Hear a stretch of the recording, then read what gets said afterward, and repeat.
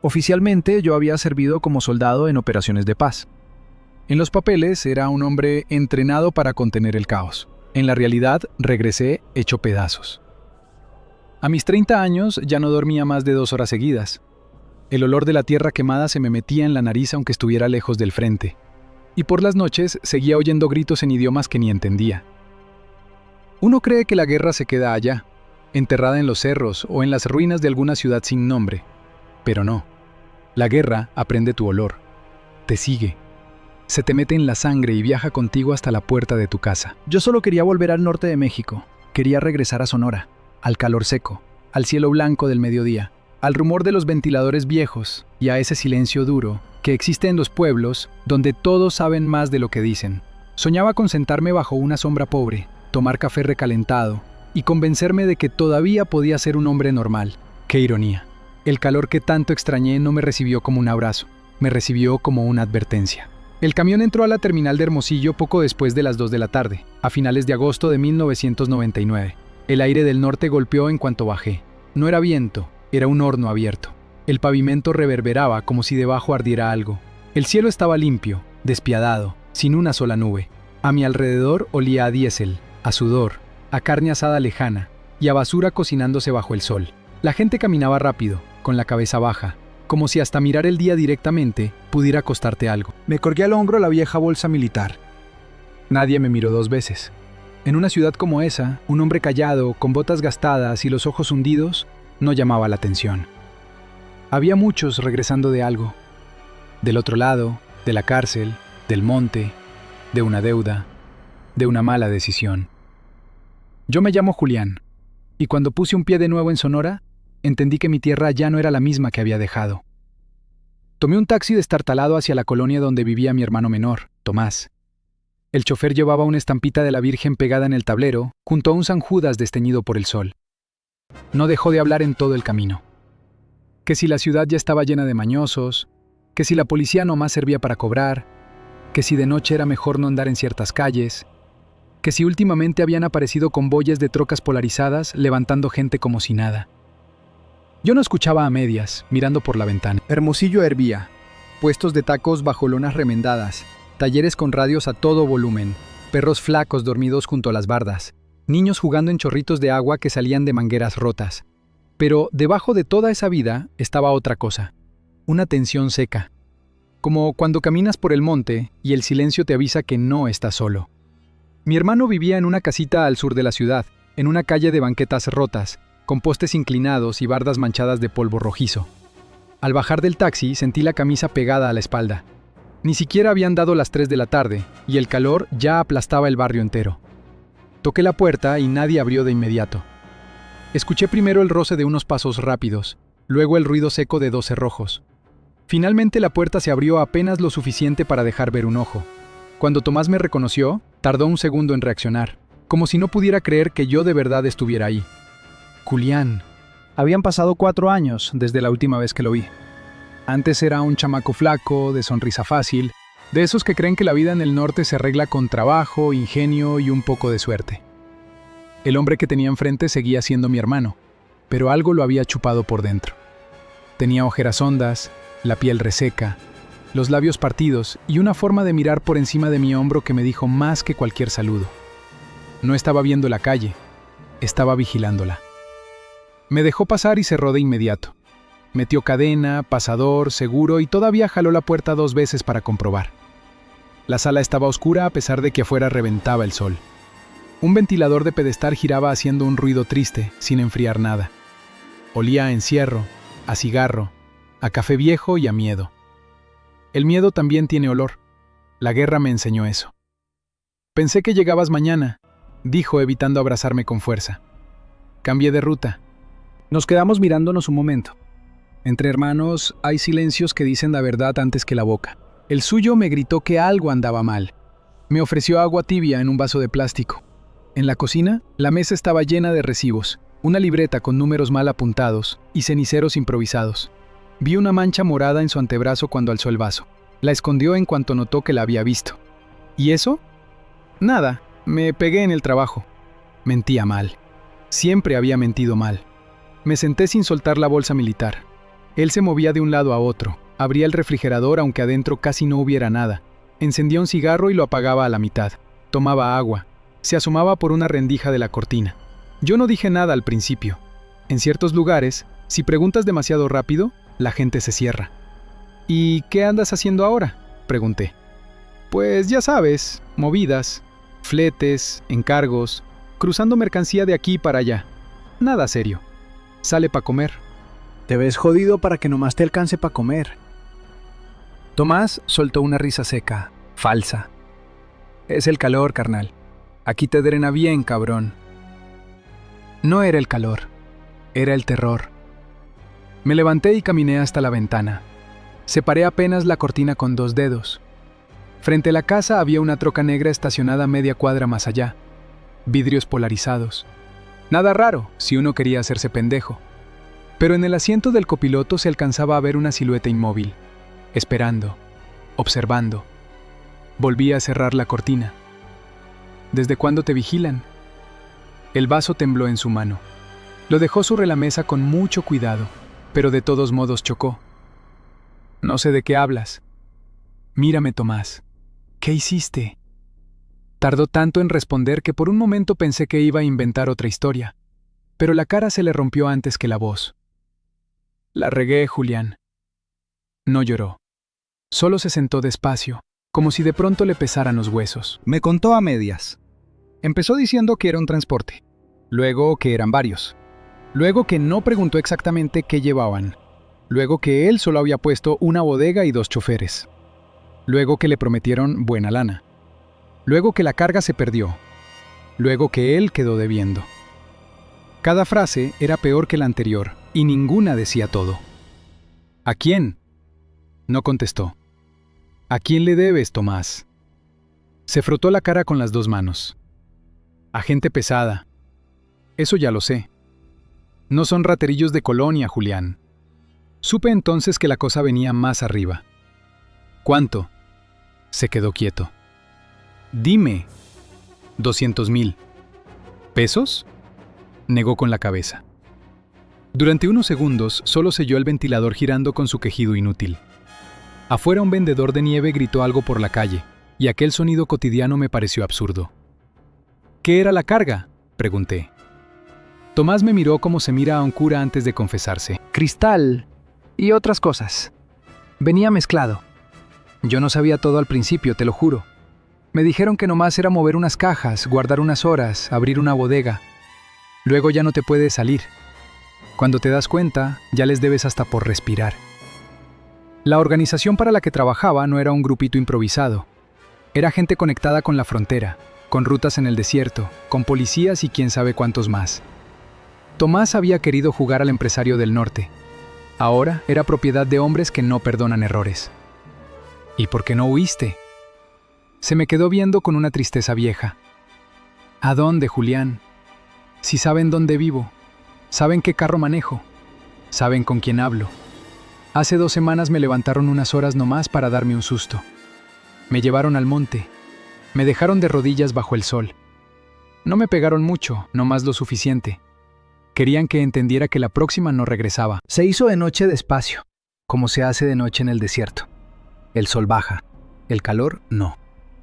Yo revisé puertas, ventanas, cerraduras, patio, azotea, puntos ciegos, altura de bardas y posibles rutas de salida. Él me miraba sin preguntar. Tal vez ya recordaba quién era yo cuando dejaba de hablar y empezaba a medir. No estaba preparado para un asedio largo. La casa era una caja de bloc mal hecha, con una sola salida decente y ventanas fáciles de reventar. Sirve para vivir, no sirve para defenderse. Y los hombres que estaban detrás de esa deuda no mandarían avisos eternamente. Cenamos tortillas con frijoles y queso seco.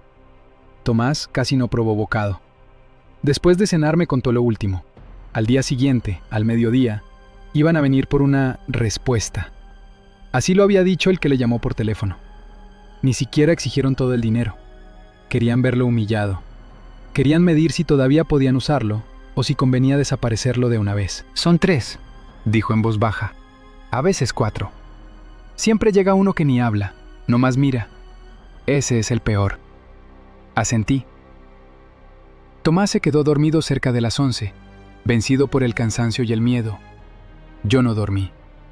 Me senté en una silla junto a la ventana, con la luz apagada, y observé la calle por una abertura mínima de la cortina. La troca negra seguía ahí. Recordé entonces algo que me dijeron años atrás. No importa en qué país pelees, el monstruo cambia de idioma, de uniforme, de bandera, pero sigue siendo el mismo. Afuera, en la oscuridad caliente de Sonora, un perro empezó a ladrar, luego otro. Después silencio otra vez. Un silencio seco, tieso, lleno de malas intenciones. Apoyé la mano sobre la vieja bolsa militar que había dejado a mis pies. Dentro no cargaba esperanza, cargaba recuerdos, herramientas y costumbres que un hombre no debería necesitar en la casa de su propio hermano. Volví a mirar hacia la calle. La silueta dentro de la troca no se movía. Entonces entendí la verdad. Yo no había regresado del infierno, nomás había cambiado de desierto. A la mañana siguiente el calor ya estaba despierto antes que nosotros. No había amanecer fresco en esa parte de Sonora, nomás una breve pausa entre un horno y el siguiente. Abrí los ojos en la silla donde me había quedado medio dormido, con el cuello hecho piedra y la camisa pegada al cuerpo. La luz se colaba por las rendijas de la cortina como cuchillos blancos. Tomás seguía tirado en el sofá, encogido, sudando aún dormido, con esa expresión de hombre perseguido que ni el cansancio logra borrar. Me levanté sin hacer ruido y fui a la cocina. El agua de la llave salía tibia. Me mojé la cara, tomé un trago y me quedé un momento escuchando la casa. El ventilador renqueaba en la sala. Afuera pasó una moto. Luego el pregón lejano de un tamalero. Luego, nada. Ese nada era lo peor. En algunos lugares el silencio significa paz. En otros significa que todos están esperando lo mismo. Tomás despertó sobresaltado, como si hubiera caído de un barranco. Tardó unos segundos en recordar dónde estaba. Cuando vio que yo seguía ahí, se pasó las manos por la cara y quiso fingir normalidad. Pero la voz le salió rota. ¿Qué hora es? Las 7. Miró de inmediato hacia la ventana, luego hacia la puerta, luego a mí. Vivía así, midiendo amenazas antes de medir el día. Le puse enfrente una taza de café soluble que sabía a fierro viejo. La agarró con ambas manos, más para detener el temblor que por ganas de tomarlo. Esperé. Ya no quedaba espacio para mentiras pequeñas. Hoy me vas a contar todo, le dije. No a medias, todo. Se quedó viendo el café un rato largo. Afuera el sol iba trepando, y la cocina se llenaba de una claridad cruel. Tomás siempre había sido moreno, pero ahora traía la piel opaca, castigada, como si lo hubieran dejado demasiado tiempo a la intemperie. Empezó hace como 8 meses, dijo al fin. Yo andaba bien tronado. La chamba no alcanzaba y debía renta, agua, luz, todo. Un compa me presentó con un tipo que necesitaba gente movida, gente que no hiciera preguntas. Primero fueron encargos sencillos: rentar una bodega a mi nombre, recibir unas cajas, entregar llaves, nada que pareciera tan pesado. No lo interrumpí. Él mismo sabía que esa era la puerta por la que entra el infierno. Nunca llega con cuernos, llega con una oferta modesta y un billete fácil. Luego empezaron a pagar mejor, demasiado mejor. En una tarde me caía más que en 2 semanas de fletes. Entonces ya sabes cómo es uno de pendejo. Se acostumbra rápido. Me dijeron que tenían mercancía que mover desde la frontera, que yo nomás servía de enlace aquí, que ni tocaba el producto. Y era cierto, al principio. A mí solo me tocaba abrir, cerrar, recibir llamadas, coordinar choferes. ¿Quién te contactó? Un vato al que le decían del Güero Páez. Pero él era puro intermediario. El que mandaba de verdad era otro. Uno al que nunca vi al principio. Le decían el licenciado, aunque de licenciado no tenía nada. Tomás siguió hablando, ya sin fuerza para acomodar la historia a su favor. Me dijo que el dinero empezó a correr rápido. Cambió la moto por una troca usada, pagó deudas viejas, invitó rondas. Se sintió listo por primera vez en su vida. Nadie le pone atención a un hombre pobre hasta que trae efectivo. Entonces le llueven amigos, consejos y trampas. Hace 3 meses me ofrecieron meterme a algo más grande. Dijeron que si salía bien, quedaba del otro lado. Que ya no iba a andar batallando nunca. Una bodega cerca de la carretera Nogales, 2 camionetas, unos choferes que venían recomendados y una noche nomás. Eso era todo. Así me lo pintaron. Y no era todo. Negó. No. Era un cruce importante. No solo cristal, también fentanilo, pastillas. Y además dinero en efectivo que regresaba. Me enteré tarde, cuando ya había puesto mi nombre, mi cara y mis llaves. Si me echaba para atrás, me iban a tomar como traición. Si seguía, me hundía más. ¿Seguiste? Tomás cerró los ojos. Seguí. Me contó entonces la noche del cargamento. El calor seguía pesado aún después de la medianoche. En la bodega olía a cartón, a diésel y a nervios. Llegaron 2 pickups y una van. Todo fue rápido hasta que dejó de serlo.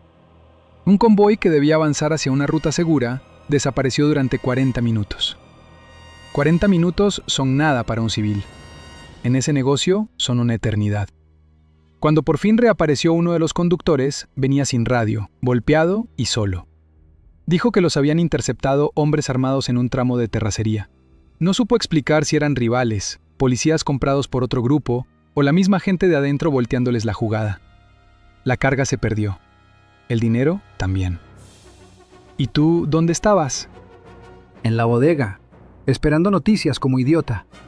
Cuando me dijeron que se había perdido todo, el güero me vio como si ya estuviera muerto. 2 horas después me quitaron el teléfono, me subieron a una troca y me llevaron a un rancho seco, por Ures creo. Ahí me explicaron a nueva cuenta. Me enseñó las marcas en las costillas, viejas, amarillas, mal curadas. Después 2 moretones del muslo, el hombro, un corte fino detrás de la oreja. No lo habían torturado con saña todavía. Lo habían administrado.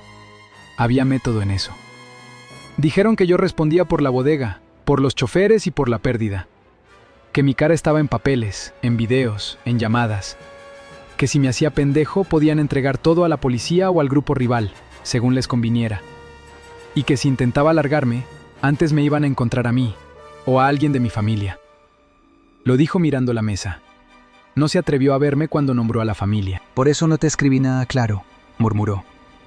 Por eso te puse en el mensaje que mejor ya no vinieras. ¿Quién te puso la deuda?, pregunté. El licenciado no habla con cualquiera.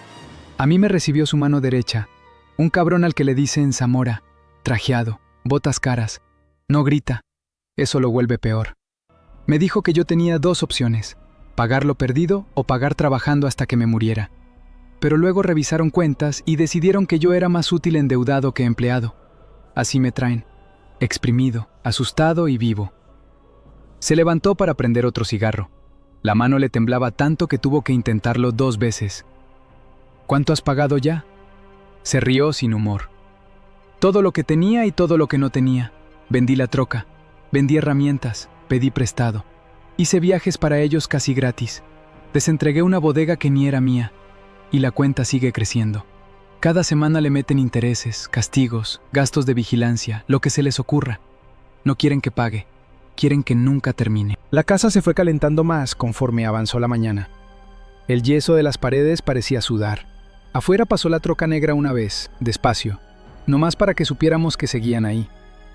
Tomás dejó de fingir y cerró por dentro la puerta de la cocina, como si eso pudiera detener algo. ¿Qué quieren hoy?, pregunté. Decirme si todavía sirvo, si les doy otra propiedad, si firmo un poder, si me llevo otra carga, o si mejor me borran y ya. ¿Qué propiedad?, tardó en contestar. La casa de la jefa. Sentí como algo frío me subía por el pecho a pesar del calor. Nuestra madre llevaba años muerta. La casa estaba vacía en un pueblo chico, rumbo a la sierra, medio cayéndose, pero legalmente limpia. Lo único limpio que nos quedaba. ¿También les ofreciste eso?, se le llenaron los ojos de vergüenza. Nomás para ganar tiempo. El tiempo que se compra con buitres sale caro. A eso de las 10 sonó el teléfono fijo. Un timbrazo seco, metálico, de los que parten el aire. Tomás se quedó helado. Sonó otra vez. Fui yo quien contestó. Al otro lado no hablaron de inmediato. Primero escuché una respiración tranquila y el rumor de un motor encendido, como si estuvieran llamando desde un carro con el clima puesto. Luego una voz masculina, amable en la superficie. «Buenos días. ¿Tomás ya está listo para portarse como hombre?» No pregunté quién era. «¿Con quién hablo?» «Con alguien que todavía está teniendo paciencia», respondió la voz. «Dile que a las 12 vamos por una respuesta seria. Y dile otra cosa, que si su hermanito recién llegado piensa jugar al valiente, mejor vaya ensayando cómo se arrastra. Colgué despacio, no por calma, por control. Tomás me estaba mirando como se mira una sentencia. ¿Zamora?, preguntó. No sé, pero ya saben que estoy aquí. Bajó la cabeza y se apretó las sienes con los dedos. Te dije que no vinieras. Y mírate cómo estás. Precisamente. La palabra le salió con más rabia de la que yo le había oído en años. Se puso de pie tan rápido que tiró la silla. No entiendes, Julián. Esto no es una pelea de cantina ni una bronca con rateros de esquina. Esa gente no se asusta. Esa gente desaparece familias enteras. Queman casas, avientan cuerpos al desierto. Compran ministeriales, compran soldados, compran a quien sea. Tú llegaste ayer y ya te vieron la cara. Si te metes, me hundes más. Lo dejé hablar. ¿Y si no me meto?, le pregunté cuando se quedó sin aire. ¿Te salvas? Sus hombros se vinieron abajo. Ahí estaba la respuesta. Se sentó otra vez y habló casi en susurro. Me contó de un muchacho que había trabajado con él 2 semanas. Un chofer de 22 años, recién casado. Un día quiso largarse a Mexicali. Lo encontraron antes de cruzar. No mataron solo a él. Le dejaron una hielera fuera de la casa del suegro. Adentro venían sus manos. Después ya nadie volvió a intentarlo. Historias así no hacen falta repetirlas 2 veces. A mediodía, el calor alcanzó ese punto en que respirar raspa. La casa olía a polvo caliente y café rancio. Yo ya había recorrido cada cuarto, cada esquina, cada posibilidad. Tomás caminaba como animal encerrado. Quería convencerme de irnos antes de las 12, de correr, de escondernos, de buscar protección en alguna comandancia. Lo escuché sin corregirlo. Cuando uno está aterrado, necesita proponer fantasías para no desmoronarse. Nos entregarían ellos mismos, le dije al final. O te venderían por una mordida más alta. No discutió. Sabía que era verdad. Me cambié la camisa por una más ligera y revisé la vieja bolsa militar. No hacía falta que Tomás viera todo lo que llevaba, ni todo lo que sabía hacer con las manos vacías. Bastaba con que entendiera una cosa: ya no estaba solo. Faltando 10 para las 12, la troca negra se estacionó de frente a la casa. Esta vez no media cuadra lejos, justo enfrente. Luego llegó otra, sin prisa, con la seguridad de quienes cobran bajo sombra ajena. Tomás empezó a hiperventilar. Le agarré la nuca y lo obligué a mirarme. Escúchame bien. Cuando entren, tú no hablas de más. No prometes nada. No firmas nada. No ofreces la casa de la jefa. Nada. Nos van a matar. Todavía no. ¿Cómo sabes? Porque los depredadores que disfrutan cubrar también disfrutan humillar primero. Porque si hubieran querido ejecutarlo sin teatro ya estaría enterrado. Porque el peor momento de un hombre armado no es cuando dispara, sino cuando todavía cree que controla la escena. Eso no se lo dije.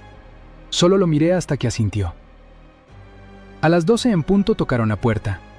No fue un golpe desesperado. Fueron 3 toques lentos, casi educados.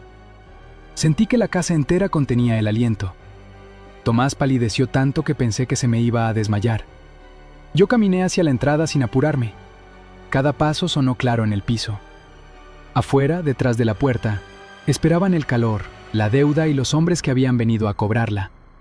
Y por primera vez desde que regresé a Sonora, entendí exactamente qué nos estaba cayendo encima. No era solo el problema de mi hermano. Era una red completa, una maquinaria aceitada de miedo, dinero y desierto. Y ya había puesto los ojos en nosotros. No abrí la puerta de inmediato. Me quedé quieto, con la mano sobre el picaporte, escuchando la respiración de la casa y el peso de los hombres del otro lado. Afuera no se oía casi nada.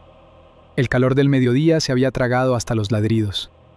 Solo llegaba, lejana, la vibración de un motor encendido y el zumbido de una chicharra obstinada en algún árbol seco de la calle.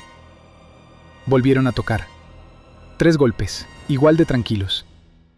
Tomás estaba detrás de mí, inmóvil, con el aliento entrecortado. No hacía falta verlo para saber cómo tenía la cara. El miedo cambia a los hombres de muchas formas. A unos les da rabia, a otros lengua, a otros piernas. A él lo convertía en sombra. Corrí apenas la cortina lateral con 2 dedos. Afuera había 4 hombres, no 3. Eso ya decía algo. El primero estaba frente a la puerta, flaco, camisa clara metida en el pantalón, botas limpias, lentes oscuros. No parecía sicario, parecía cobrador de banco, y justo por eso era el que más cuidado me daba. Atrás de él, recargado en la reja, un tipo gordo de cuello ancho mascaba chicle como si estuviera aburrido. Más a la izquierda, junto a la banqueta, había otro con gorra y una cicatriz vieja en la mandíbula. El cuarto se había quedado cerca de la troca negra, medio oculto por el reflejo del parabrisas, vigilando, cubriendo, coordinando. No eran improvisados. Abrí solo lo suficiente para que no vieran el interior de la casa. El hombre de la camisa clara sonrió apenas. «Buen día. Venimos a hablar con Tomás». «Ya lo oí», le dije. Su sonrisa no cambió, pero su voz bajó un tono. «Entonces no hagamos perder tiempo. El señor Zamora odia el calor». Yo también. Eché un vistazo rápido a sus manos. Vacías. Eso no significaba nada. Las armas importantes rara vez se enseñan al principio. Se guardan para el momento en que hacen más ruido en la cabeza del otro. Tomás dio un paso y se dejó ver detrás de mí. En cuanto lo vieron, los cuatro se relajaron un poco. Esa fue su primera equivocación. No porque me subestimaran a mí, porque ya habían olido la costumbre del miedo en él y pensaban que con eso bastaba para dominar toda la escena. «Mijo», dijo el de la camisa clara, ahora sí clavándole la mirada a Tomás. «Ya sabes por qué andamos aquí. El señor tuvo la cortesía de darte tiempo. Vengo por una respuesta seria». Tomás abrió la boca, pero levanté una mano sin voltear. Él se calló. «La respuesta la escucho yo primero», dije. El gordo mascó más fuerte y soltó una risa nasal. «¿Y este quién es?», preguntó. «Mi hermano», murmuró Tomás. «Ah, con razón, el soldadito». La palabra flotó un instante en el aire blanco del mediodía. Así que ya habían averiguado. No solo quién era yo, también de dónde venía. El de la camisa clara siguió sonriendo. «Mire, señor», dejó la frase abierta esperando mi nombre. «No lo necesita». «Como guste». «Mire, señor, esto no es personal. Su hermano se metió a un negocio grande y salió debiendo. Es una lástima. Pasa. Pero el señor Zamora es un hombre razonable. Todavía hay maneras de resolver». «¿Cuáles?». «Una firma hoy, una propiedad, y después vemos si sigue siendo útil para trabajo. Si coopera, tal vez hasta se le bajan intereses». Tomás soltó un sonido seco. No era sorpresa, era vergüenza. «¿Qué propiedad?», pregunté, aunque ya sabía. «La casa que tienen rumbo a la sierra, la de la señora difunta». Habló de nuestra madre como si estuviera leyendo una factura. Sentía a Tomás encogerse detrás de mí. «No está en venta», dije. El gordo escupió el chicle al suelo. «No preguntamos si estaba en venta, viejo». Ahí estuvo la segunda equivocación. Las amenazas son como los perros. Si las dejas acercarse de más, luego muerden creyendo que la mano también es suya. El de la camisa clara intentó contener el tono. «Nadie quiere que esto se ponga feo. Venimos bien, venimos hablando. Pero no ayuda que usted se meta donde no lo llaman. Ya me llamaron, 2 veces, por teléfono y tocando mi puerta». El de la cicatriz se enderezó junto a la banqueta. Vi cómo echaba la mano atrás de la cintura, por debajo de la camisa. No sacó nada todavía. Solo la dejó ahí, descansando, mostrando el mensaje. «Mire», dijo el de la camisa clara, y ahora su paciencia ya empezaba a cuartearse. «Su hermano firma, ustedes se comportan, nosotros nos vamos, y todos seguimos vivos para la hora de la comida. Así de sencillo. No va a firmar nada». La sonrisa se borró por primera vez. «Entonces sí nos está haciendo perder el tiempo». A mis espaldas, Tomás respiraba como si se estuviera ahogando. No podía dejar que hablara. Un hombre aterrorizado siempre ofrece más de lo que le piden. «Den media vuelta», les dije. «Díganle a Zamora que la respuesta va a cambiar, y que hoy no entra nadie a esta casa». El gordo soltó una carcajada y subió los 2 escalones del porche con la seguridad de quien lleva años entrando a casas ajenas. Grande, pesado, pero lento de cadera. Una mole útil para asustar, no para pensar. «A ver si entendí, cabrón», dijo ya muy cerca de mí. «¿Nos vas a correr?». Su aliento olía a carne vieja y menta barata. Alcancé a ver el brillo de sudor en su labio superior. Bajo la camisa llevaba algo metido en la pretina, pero por la forma no era pistola grande. Tal vez una escuadra compacta, tal vez un cuchillo grueso. De cualquier modo, a esa distancia no llegaría primero a eso que a mí. No respondí. Solo lo miré. Entonces me puso una mano en el pecho y empujó. No fuerte, como quien aparta una silla. Ese toque lo cambió todo. No por honor ni por rabia, por cálculo. Lo agarré de la muñeca con la mano izquierda y la giré hacia afuera al mismo tiempo que di medio paso al costado. Escuché el tirón del tendón antes del grito. Con la derecha, le hundí el borde de la palma debajo de la oreja. Seco, corto, exacto. El cuerpo completo del hombre se apagó como si le hubieran quitado la corriente. Cayó de rodillas en el porche, aturdido, todavía sin entender. Todo lo demás ocurrió dentro de la siguiente respiración. El de la cicatriz sí sacó arma. Una pistola corta, cromada, de esas que compran los que creen que el brillo impone respeto. Pero la traía mal enfundada en la mano, a medio camino entre exhibirla y usarla. Le aventé encima el cuerpo tambaleante del gordo justo cuando él empezaba a alinear la muñeca. Tropezó con su propio compañero y el disparo se fue al aire. El estampido reventó la calle. Me lancé sobre él antes de que pudiera corregir. Le golpeé el antebrazo con las dos manos y la pistola saltó. Pegó contra la banqueta y fue a dar abajo de la troca. El tipo alcanzó a tirar un codazo. Lo esquivé entrando a su costado y le metí la frente en la cara con toda la cadera detrás. Sentí el crujido húmedo de la nariz. Dio 2 pasos ciegos y se fue de espaldas contra la barda de un vecino. El de la camisa clara retrocedió al fin, ya sin sonrisa. Él sí traía lo suyo trabajado. Mano adentro del saco ligero, cuerpo ladeado, ojos buscando ángulo. Pero no esperaba que Tomás se moviera. Mi hermano, que llevaba meses encorvándose frente a todos, hizo por primera vez algo útil. Le aventó desde la puerta la silla de la cocina. No para pegarle bien, solo para romperle el ritmo. Bastó. La silla chocó contra su brazo y le arruinó el saque del arma. Yo ya iba encima. Le di una patada en la rodilla, no frontal sino de lado, al ligamento. La pierna se le dobló feo y soltó un grito que ya no sonó educado. Le pesqué la muñeca antes de que sacara la pistola completa y la torcí hacia atrás hasta que los dedos se dieron. El arma quedó en mi mano. Era una Beretta, pequeña, ligera, bien cuidada, profesional. El cuarto hombre, el que había esperado junto a la troca, abrió la puerta del copiloto y salió con una escopeta corta. Ese era el verdadero problema desde el principio. El que no se acercaba porque no venía a negociar, venía a cerrar. ¡Al suelo!, gritó. Yo ya estaba jalando al de la camisa clara hacia mí como escudo cuando disparó. La carga pegó en la reja, en la pared y en el poste de luz. El ruido me pateó los tímpanos. Astillas de metal y yeso volaron por todas partes.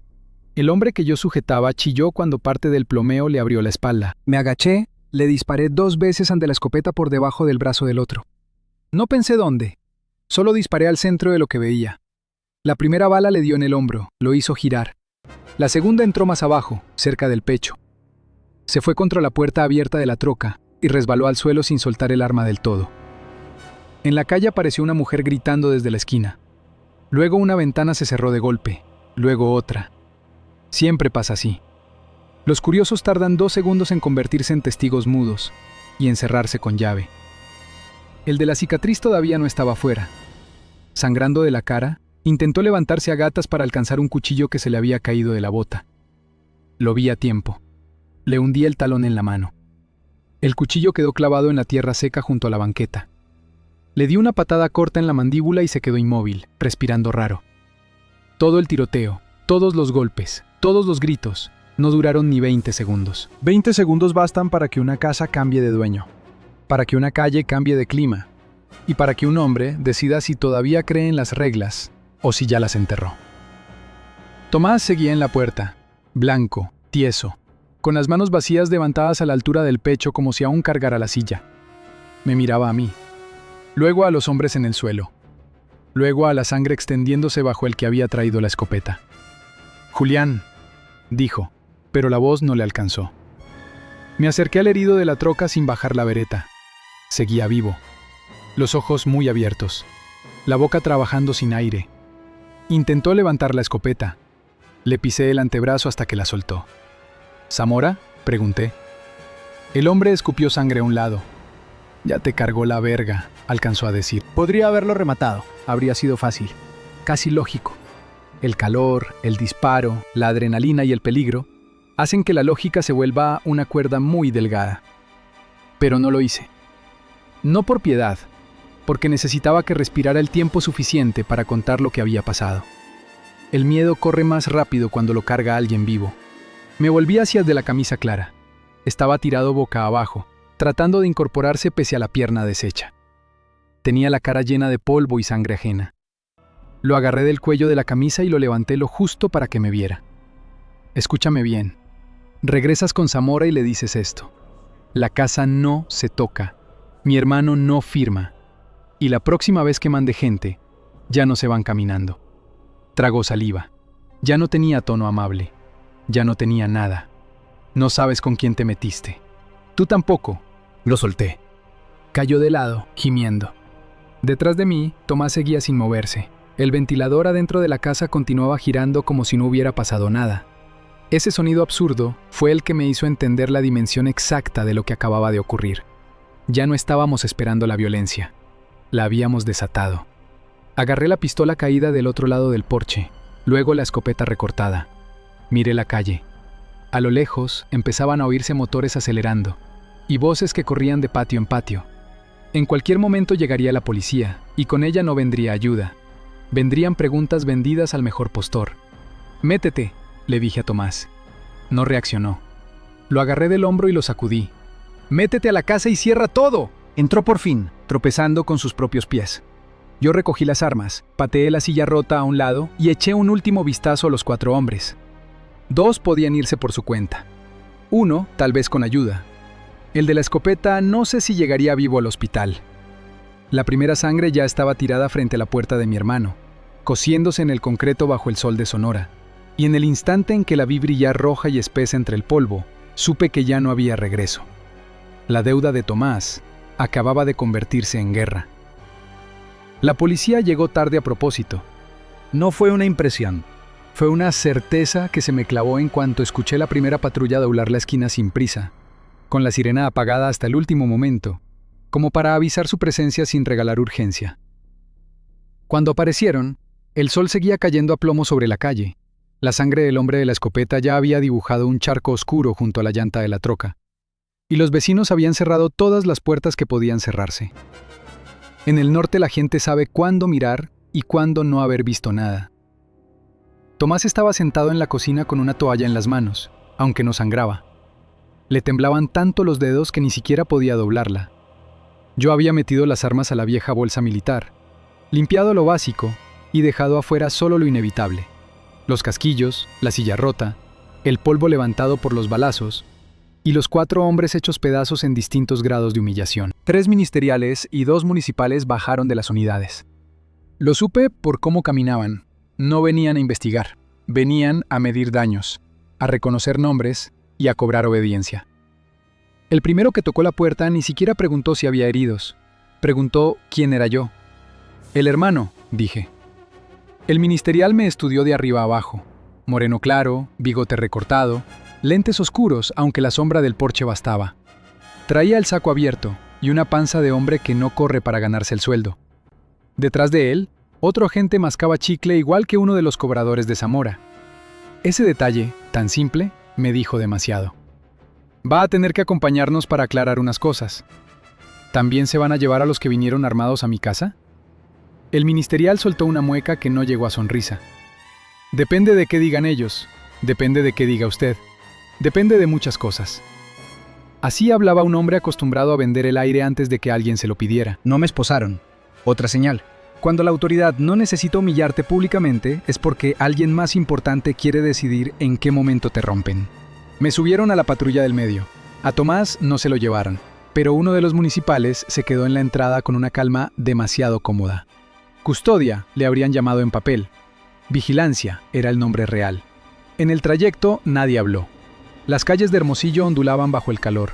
Vi pasar talleres, puestos de agua fresca, lotes baldíos con perros flacos durmiendo bajo carros abandonados. Todo seguía igual en apariencia, pero yo ya había aprendido algo en otros desiertos. La normalidad es una máscara barata. Basta jalarle un hilo y se descose entera. No me llevaron a la comandancia. Me llevaron a un edificio bajo, de bloc, pintado de beige, en una zona industrial casi vacía, cerca de unas bodegas donde el aire olía a llanta caliente y diésel. No había letrero, no había gente entrando ni saliendo. Solo 2 camionetas nuevas con vidrios negros y un guardia privado bajo un techito de lámina, sudando dentro de un uniforme demasiado limpio. «Bájese», dijo el ministerial. Lo miré. «Esto no es una oficina pública». Bájese, le digo. Bajé. Adentro no había escritorios de trámite ni retratos oficiales. Había clima helado, piso encerado, paredes discretas y hombres armados vestidos de civil que fingían ser recepcionistas, asistentes o secretarios. El dinero viejo siempre intenta parecer institucional. Es una forma de lavarse la cara sin usar jabón. Me hicieron esperar en una sala donde sonaba un aire acondicionado demasiado fuerte. Después del sol de afuera, aquel frío artificial se sentía casi obsceno. Sobre la mesa de centro había revistas de negocios, una Biblia abierta y un cenicero sin ceniza. Todo estaba pensado para transmitir control. En esos lugares, nada está puesto por casualidad. No tardó mucho en aparecer el hombre que venía a buscarme de verdad. Entró sin escolta visible, aunque no la necesitaba.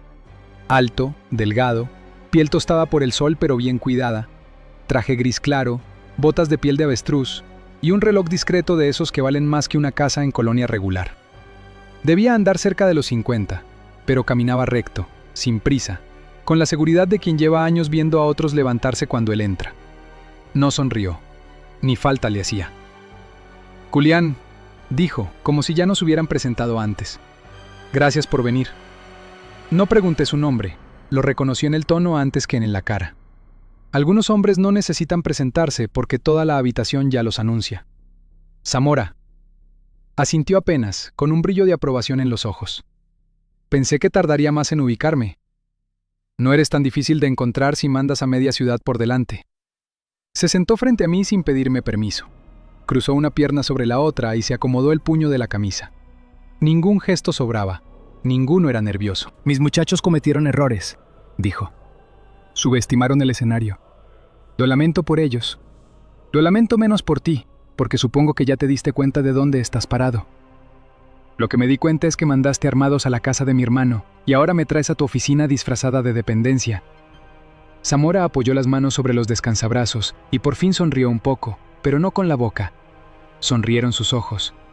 Y esos ojos no tenían nada cálido. No es mi oficina, es un espacio prestado. Aquí resolvemos asuntos delicados sin que se ensucien las ventanillas oficiales. A veces el Estado y uno tienen la cortesía de no molestarse en público. Ahí estaba, dicho con elegancia. Él compraba autoridades y autoridades le rentaban legalidad. No respondió a lo de los hombres heridos porque para él no era el punto. Los peones caen, para eso son peones. Lo importante era medir si yo entendía el tablero. Tu hermano me debe una cantidad seria, continuó. Ya sabes eso. También sabes que esas deudas no se evaporan porque uno le quiebre la rodilla a un cobrador y le abra el pecho a otro. Respiraba cuando lo dejé. Todavía respira, dijo con una calma que me revolvió el estómago más que una amenaza abierta. Pero eso puede cambiar, como puede cambiar la salud de tu hermano, la tuya, la de cualquier persona cuyo apellido compartan. Nos quedamos mirándonos. Afuera, a través del cristal polarizado de la sala, la luz blanca del desierto hacía vibrar los contornos de los carros estacionados. Zamora pertenecía a esa clase de hombres que nunca elevan la voz porque el sistema ya la elevó por ellos hace mucho. No necesitan parecer violentos, les basta con ser inevitables. ¿Qué quieres?, pregunté. No hizo un gesto de victoria. Ya sabía que esa pregunta llegaría. Quiero orden. Quiero recuperar lo perdido. Quiero saber si tu hermano sirve para algo más que para deber. Y quiero saber, sobre todo, si tú eres una amenaza o una herramienta. La última palabra la dejó caer despacio. Me habían dicho cosas parecidas años antes, en otro continente, con otros uniformes. La guerra cambia de idioma más fácil que de lógica. Zamora se inclinó un poco hacia mí. Investigué tu pasado, Julián. No todo, claro. Nadie consigue todo. Pero lo suficiente. Ejército, operaciones de contención, zonas calientes. Después silencio. Reaparición en Sonora justo cuando tu hermanito mete las patas hasta el cuello. Y en menos de 24 horas ya me mandaste 4 mensajes muy claros en forma de fracturas y balazos. Si fueran claros no estaríamos hablando. Su sonrisa regresó un segundo. Eso mismo pensé. Se levantó y caminó hacia una ventana interna cubierta por persianas a medio cerrar. Detrás se veía el patio trasero del edificio, puro sol y concreto, sin una sombra amable a la vista. «Mira ese calor», dijo. «La gente que no conoce el desierto cree que aquí manda la fuerza. Se equivocan. Aquí manda la resistencia. Aguanta más el que se adapta. El que entiende que pelear contra el clima es perder energía. el que aprende a usarlo a su favor. Yo construí todo lo mío así. No soy un sicario cualquiera, Julián. No soy un animal con pistola. Soy el hombre que hace que el desierto trabaje para él. No contesté. Él tampoco esperaba aplausos. Estaba pintando su retrato. La mercancía perdida de tu hermano no era solo droga, dijo sin voltear. Era confianza, era ruta, era dinero comprometido con gente de más arriba. Cuando algo así desaparece, yo no puedo simplemente perdonar. Si lo hago, me comen vivo. Entonces necesito compensar. Castigar por un lado, reordenar por otro. Regresó a sentarse. Tomás puede seguir endeudado hasta que se vuelva polvo, pero eso a mí no me resuelve el hueco que dejó. Tú, en cambio, podrías resolvérmelo. ¿Cómo? Trabajando para mí. Lo dijo del mismo modo en que un empresario ofrecería una gerencia. No me moví, aunque por dentro ya estaba haciendo cuentas. Un hombre como él no hace propuestas sino ha cercado todas las salidas que considera útiles. No soy tu empleado. No, todavía no. Eres el hermano de un deudor. Y eres alguien que ya levantó atención. Lo que hagamos contigo tendrá que ser visible para unos e invisible para otros. Lo ideal sería convertirte en un mensaje rentable. Hablas mucho para pedir favores. Zamora descruzó la pierna. Su paciencia seguía intacta, pero ya mostraba el filo. No te estoy pidiendo nada, te estoy dando una ruta de supervivencia. Tengo un problema en el desierto. Un operador mío en la zona de Caborca anda jugando doble. Se quedó con dinero, vendió información y cree que por esconderse entre ranchos y brechas ya nadie lo toca. Mis muchachos allá son brutos. Llegan tirando y espantan a todos. Tú no eres bruto. Tú piensas antes de moverte. Quiero que vayas, lo localices y me lo entregues vivo si se puede, muerto si se complica. Con eso empiezas a cubrir una parte de la deuda de Tomás. Era una trampa elegante. Si aceptaba, me convertía en su graso. Si me negaba, Tomás quedaba marcado como pérdida incobrable y yo como obstáculo.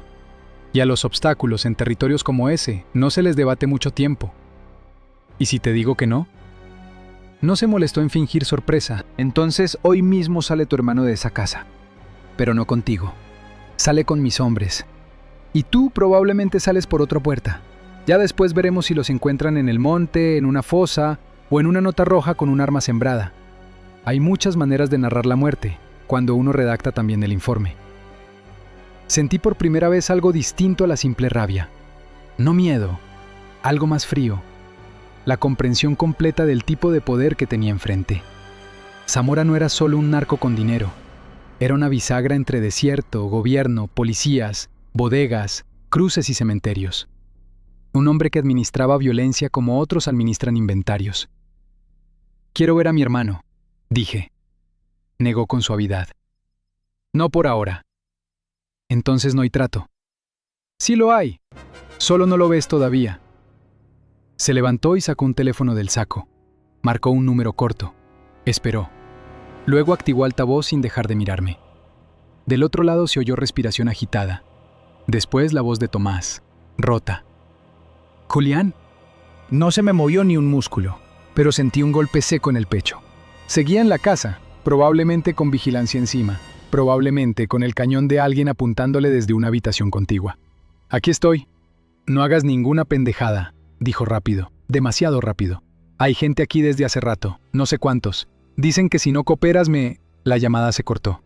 Zamora guardó el teléfono. Vive, de momento. Quise partirle la cara allí mismo. Medí la distancia, el ángulo de sus hombros, las posibles armas de los dos hombres al otro lado de la puerta, el tiempo que tardaría yo en llegarle al cuello y el tiempo que tardarían ellos en vaciarme encima medio cargador. Todo eso pasó por mi cabeza en menos de un segundo. No me moví, no por cobardía, por matemática. Zamora notó el cálculo, y eso le gustó. «Ahora ya entiendes». Sí, entendía. Estaba en una jaula amplia, limpia, climatizada, construida con dinero, expedientes y miedo. Y en medio de esa jaula, el hombre frente a mí me estaba ofreciendo escoger el color de mi cadena. «¿Cuándo?», pregunté. «Mañana sales antes del amanecer. Mis hombres te dan vehículo, ubicación y una parte del expediente. Si haces bien el trabajo, Tomás respira una semana más. Y cada semana que respire, tal vez encuentres cómo sacarlo de esta. Tú decides cuánto vale ese tiempo». Se acercó lo suficiente para que yo pudiera oler su loción cara, leve, casi seca, como la de un hombre que no suda delante de otros. «Bienvenido al verdadero norte, Julián», murmuró. «Aquí el que manda no es la ley, es el dueño del agua y del polvo». Se dio media vuelta y caminó hacia la puerta. Antes de salir, habló sin verme. «Llévenselo, que coma algo. Lo necesitaremos entero». La puerta se abrió. Entraron 2 hombres de civil. Uno de ellos me indicó el pasillo con una mano. Me puse de pie sin decir nada. Al salir de la sala, volví la cabeza solo una vez. Zamora ya no me miraba. Observaba de nuevo el sol detrás de las persianas, como si toda aquella conversación hubiera sido apenas otro asunto del día. Y fue entonces cuando entendí por qué, en esa tierra, le decían el dueño del desierto. No porque pudiera controlar la arena ni el calor, sino porque sabía enterrar gente donde nadie la encontraba. No dormí esa noche. Me dejaron en un cuarto del mismo edificio, uno limpio, con cama individual, baño pequeño, y una ventana sellada que daba a un patio blanco donde el sol seguía pegando incluso cuando ya había oscurecido. Era una celda con aire acondicionado. Ese tipo de comodidad no tranquiliza. Solo te recuerda que el hombre que manda puede escoger si te asfixia con calor, con miedo o con cortesía. Me llevaron comida poco antes de las 9. Carne asada, tortillas recién hechas, una cerveza fría. No toqué la cerveza. Apenas probé la comida. No porque estuviera pensando en honor ni en resistencia, porque cuando un enemigo te alimenta, también te está midiendo. Quiere saber si comes con hambre, si te tiembla la mano, si haces preguntas, si te resignaste. Yo no iba a regalarles nada. A las 11 tocaron la puerta y entró uno de los hombres de Zamora, un moreno ancho de hombros al que le faltaba media ceja izquierda. Traía un sobre manila. «Instrucciones para mañana», dijo, dejándolo sobre la mesa. «Sales a las 4:30, solo. Quiero hablar con mi hermano. Ya lo viste vivo. Quiero oírlo otra vez». El hombre se encogió de hombros. «Eso ya no me toca». Se fue sin agregar nada. Abrí el sobre cuando escuché que el cerrojo volvía a cerrarse. Adentro había un mapa con rutas marcadas al norte de Caborca, 2 fotografías borrosas de un rancho de lámina y bloc, una ficha con el nombre de un tal Esteban Robles, alias El Chino, y una lista de vehículos asociados. También venía una llave con un llavero de motel y una tarjeta de gasolina. Zamora no improvisaba. Ya había decidido cómo quería que me moviera, qué supiera y hasta cuánto combustible podía gastar. Me senté en la cama y repasé cada hoja varias veces. El tal Chino no era cualquier operador perdido en una brecha. Había manejado efectivo, contactos de cruce y parte de la logística en una zona donde el desierto se abre como una boca seca hasta la frontera. Si de verdad se había volteado, Zamora no quería solo venganza, quería un ejemplo. Y quería que el ejemplo lo hiciera yo. Necesitaba un hombre que supiera moverse lejos de la ciudad, sin ruido, sin testigos, con método. Alguien que, de paso, quedara embarrado hasta el fondo. A las 2 de la mañana ya lo tenía claro. No iba a trabajar para Zamora. Pero tampoco podía negarme todavía. Si hacía un movimiento torpe, Tomás no llegaba al amanecer. Así que la salida no estaba en rebelarme de frente. Estaba en hacerle creer que aceptaba mientras buscaba la manera de romperle el tablero entero. Antes de que aclarara, me sacaron del edificio por la parte trasera. El aire de la madrugada seguía caliente, no más, menos cruel. En el estacionamiento me esperaba una Tacoma gris, sin placas delanteras, con un rifle envuelto en una cobija sobre el asiento trasero, y una hielera pequeña con agua y sueros. Uno de los hombres de Zamora me entregó otro sobre. Llegando a Santa Ana lo abres. Y si no llego, me sostuvo la mirada, impasible. Entonces tu hermano tampoco. Subí a la camioneta y arranqué. La carretera hacia el norte era una línea negra tendida entre planicies que todavía guardaban calor de todo el día anterior. A los costados, el desierto sonorense se iba aclarando poco a poco. Mezquites, saguaros, matorral reseco, lomas bajas y esa sensación extraña de que el paisaje está quieto, pero no dormido. En esos lugares, uno aprende pronto que el silencio no significa vacío. Significa que todo sobrevive sin anunciarse. Abrí el segundo sobre a la altura de Santa Ana. Más fotos, otro punto marcado y una nota escueta escrita a máquina. Confirmar presencia. No entrar si hay más de 5 armados. Esperar instrucciones. Esa línea me confirmó lo que ya sospechaba. Zamora no quería solo que resolviera su problema. Quería medir si yo obedecía incluso con correa larga. Seguí rumbo al norte 1 hora más, y luego me desvié hacia una gasolinera solitaria cerca de una brecha polvosa. Cargué gasolina, revisé las llantas, compré café y me metí al baño. Ahí, frente al espejo manchado, me miré de verdad por primera vez desde que regresé a Sonora. Tenía la cara más endurecida, los ojos más hundidos y una calma que ya no se parecía a la de antes. La guerra se reconoce a sí misma, aunque cambie de paisaje. No fui hacia el rancho del Chino. Tomé la carretera contraria y manejé 2 horas hacia el este, metiéndome por caminos secundarios, pueblos pequeños y terracerías donde nadie pregunta de más si traes polvo hasta las ventanas. Necesitaba gente, no muchachos con pistola, no cobradores, no primos valientes. Necesitaba hombres que entendieran lo que significa entrar al desierto, sabiendo que la probabilidad más alta es no salir. Hombres que supieran avanzar con sed, pensar bajo presión y callarse cuando hace falta. Hombres que hubieran sido útiles para el Estado y luego desechados como costales viejos. Encontré al primero en un yonque a las afueras de Magdalena. Se llamaba Beto Salas, aunque casi todos le decían el Flaco desde hacía 20 años, desde antes de que lo mandaran a perseguir sembríos, convoyes y fantasmas en la sierra. Habíamos coincidido en adiestramiento y luego en un despliegue breve por Tamaulipas. Era bueno con radios, observación y mentiras rápidas. Cuando lo vi estaba debajo de una camioneta sin motor, soldando un eje, con lentes oscuros y el torso desnudo bajo una lámina que hervía. Le chiflé 2 veces. Salió arrastrándose, secándose las manos con un trapo negro de grasa. Envejecido, sí, pero todavía afilado. Tenía una cicatriz nueva en la mandíbula y una vieja costumbre, antes de hablar, revisar mis manos y mi cintura. «No esperaba verte vivo», dijo. «Yo tampoco esperaba encontrarte arreglando basura. La basura paga mejor que la patria». Le conté lo indispensable, nada más. Mi hermana endeudado, Zamora, el encargo envenenado, la necesidad de movernos antes de que nos cerraran todas las salidas. El Flaco no interrumpió. Solo escupió a un lado y miró el horizonte como si allí estuviera calculando distancias invisibles. «¿Y qué quieres de mí?», preguntó. «Que armes oído.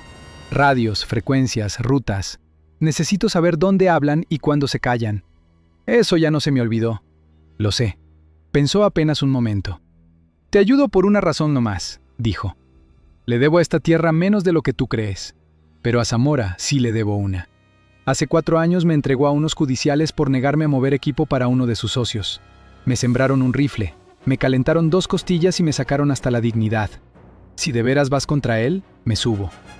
Asentí. El segundo estaba en un rancho medio abandonado entre Imuris y Cananea, criando gallos finos para gente rica y cobrando en efectivo sin preguntar apellidos. Se llamaba Marcelino Ortega, aunque todos desde siempre le decían el mudo. No porque no hablara, sino porque cuando hablaba, lo hacía solo si valía la pena. Había sido rastreador en unidades de monte. En el desierto leía suelo, piedra y llanta como otros leen periódico. Lo encontré dándole agua a unos perros bajo un tejabán. Al verme no sonrió ni levantó las cejas.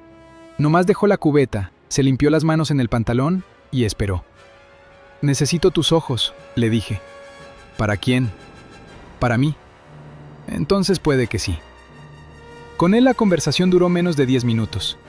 Le bastó oír el nombre de Zamora para que en su cara apareciera algo raro. No miedo ni odio, sino cansancio viejo. «Ese cabrón empezó comprando caminos», murmuró. «Ahora compra hombres enteros. Si no lo paras tú, otro no lo va a parar». Se subió sin despedirse de nadie. Así era el mudo. Cuando decide, decide completo. Al tercero fui a sacarlo de un palenque clandestino cerca de Benjamín Hill. El Piojo Medina había sido tirador de precisión en días mejores y borracho peligroso en todos los demás.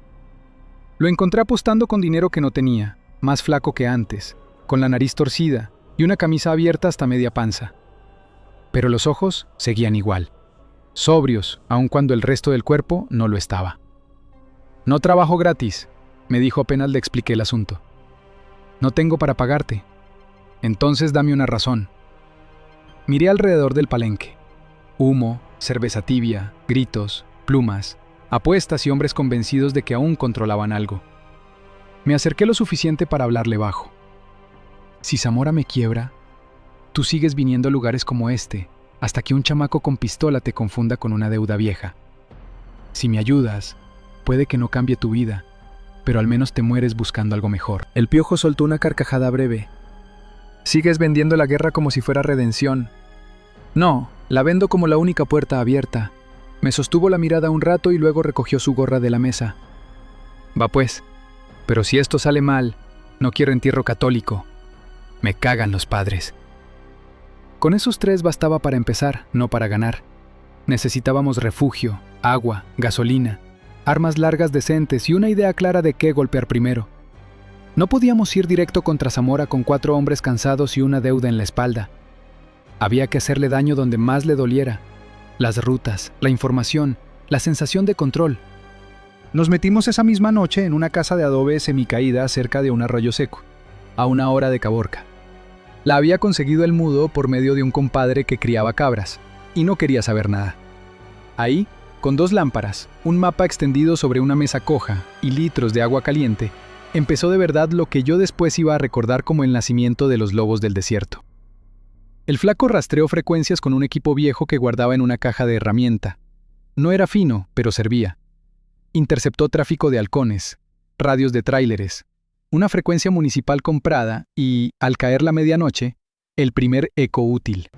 Referencias repetidas a un convoy de pago, dinero en movimiento, combustible, protección reforzada. Zamora estaba reorganizando algo grande y rápido. Necesitaba demostrar que la pérdida del cargamento de Tomás no le había movido los cimientos. Eso lo volvía vulnerable. Los hombres poderosos odian parecer débiles más que perder dinero. El Mudo marcó en el mapa 2 rutas viables hacia el oeste y una de escape hacia la Sierra Baja. El Piojo limpió el rifle que venía en la Tacoma y lo desarmó 2 veces para ver con qué mugrero nos habían equipado. Yo hice cuentas, horarios y posibilidades. Si seguíamos obedeciendo a Zamora, nos tragaba despacio. Si lo golpeábamos sin inteligencia, nos aplastaba de una vez. La única opción era convertir su confianza en ceguera. «Nos está usando para cazar a su hombre de Caborca», dijo el flaco, ajustando los audífonos. «Si lo hacemos, se fortalece. Si no lo hacemos, te mata al hermano. Bonita trampa». «Entonces no vamos a hacer ninguna de las 2 cosas», respondí. Los 3 levantaron la vista. Se los expliqué con calma. Íbamos a fingir seguimiento del chino, mandar señales de obediencia y, mientras tanto, identificar el flujo real de dinero, escoltas y comunicaciones de Zamora en la zona. No íbamos a cobrarle con un cadáver cualquiera. Íbamos a cobrarle con una mordida directa a su operación. Algo que lo obligara a sacar la cara y mover piezas.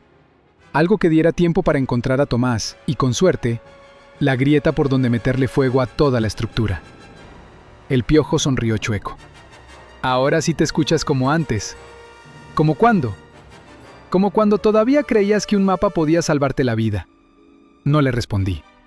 Afuera el viento levantó arena contra la pared de adobe y por un segundo pareció que alguien raspaba desde fuera. Los 4 volteamos al mismo tiempo. Costumbre. Nadie dijo nada. Fue el Mudo quien rompió el silencio.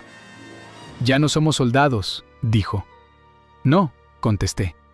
«Pero ellos tampoco entienden con quién se metieron». Nos quedamos un momento mirando el mapa. 4 hombres, una casa prestada, un desierto inmenso y un enemigo que compraba policías, rutas y voluntades.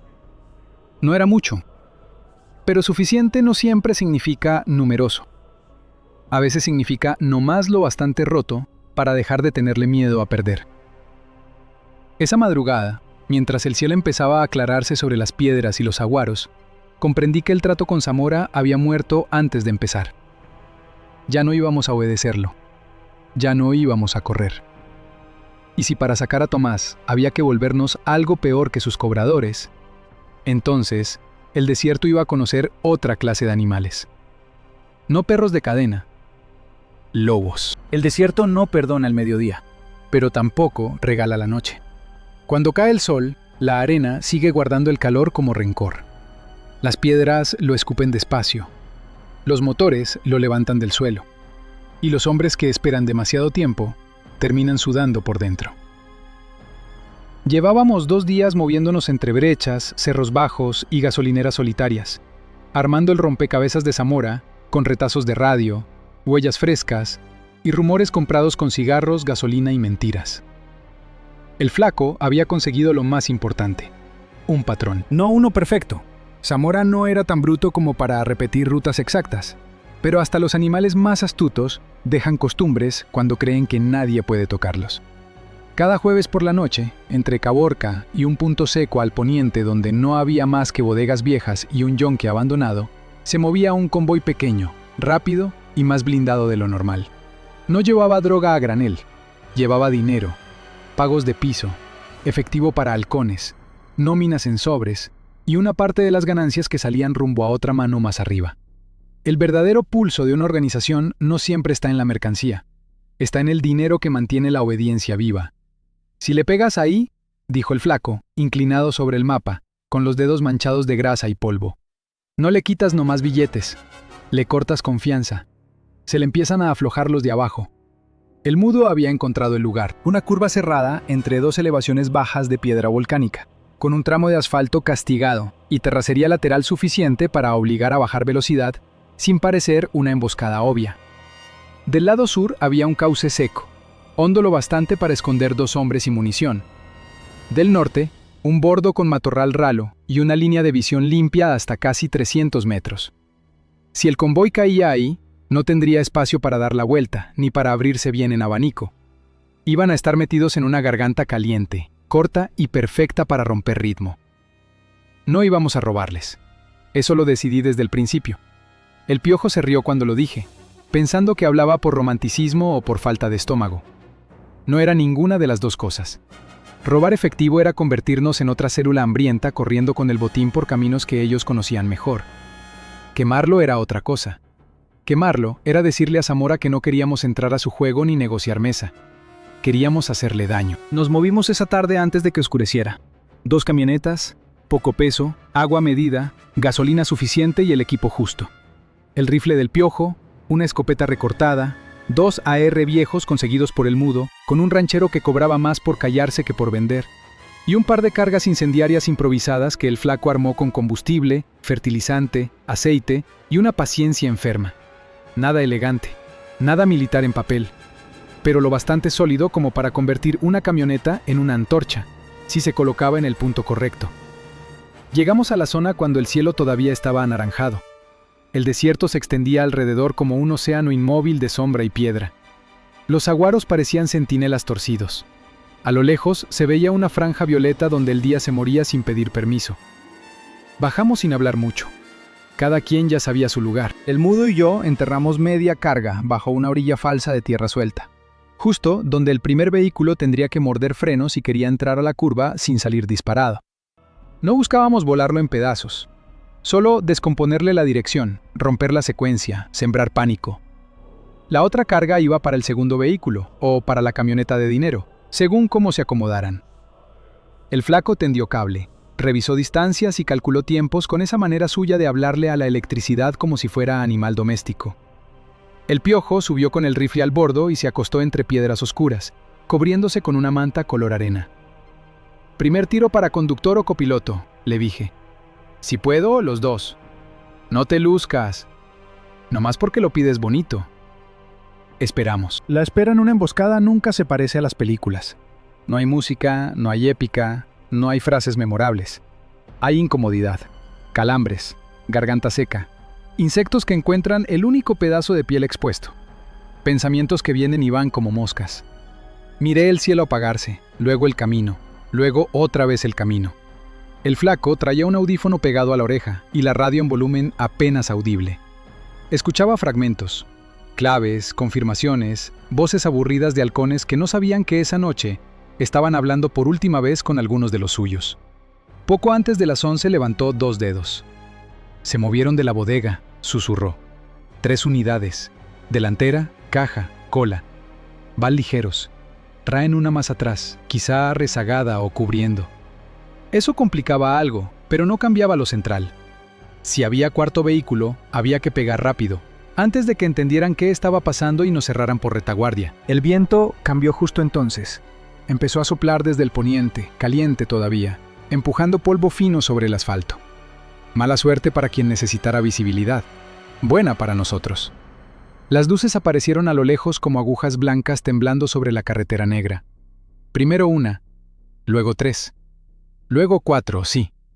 El cuarto iba separado unos 150 metros, suficiente para no comerse la misma trampa de inicio, suficiente también para tardar unos segundos preciosos en reaccionar.